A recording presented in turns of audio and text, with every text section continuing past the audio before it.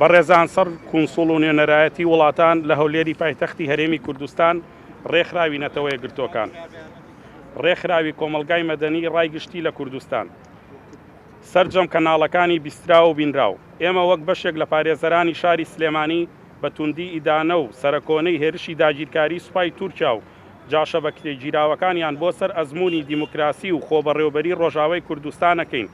و داواکارین هەرچی زووترە ئەو سوپا داگیرکەرە بۆستێنرێت و فشاری ناوخۆیی و هەرێمایەتی و نێودەوڵەتی سەربار بکرێت بە مەبەستی پاراستنی خاک و ئاو و ژیان و گیانی کوردانی ڕۆژئاوا کە بە خوێنی ئاڵی هەزارەهان شەهید بونیاندراوە و هەروەها داواکارین لە ئەنجومەنی ئاسایشی نێودەوڵەتی کە ناوچەی دژەفڕین پێک بێنێت بۆ ئەوەی چیتر ئەم داگیرکارە خوێنڕێژە مناڵ و ژن و پیر و پەککەوتە و هاوڵاتیانی ڕۆژئاوا نەکەنە ئامانجی گڵاو و فراوانخوازیان،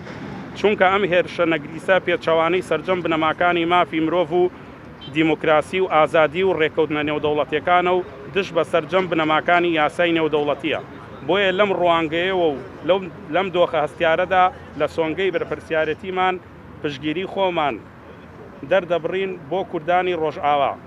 سەرکەوێت ئیرادەی پۆڵایەنی کوردی ڕۆژئاوا ڕۆحی پاکی سەرجەم شەهیدانی ڕزگاری و ئازادی و دیموکراسی کوردستان شاد بێت.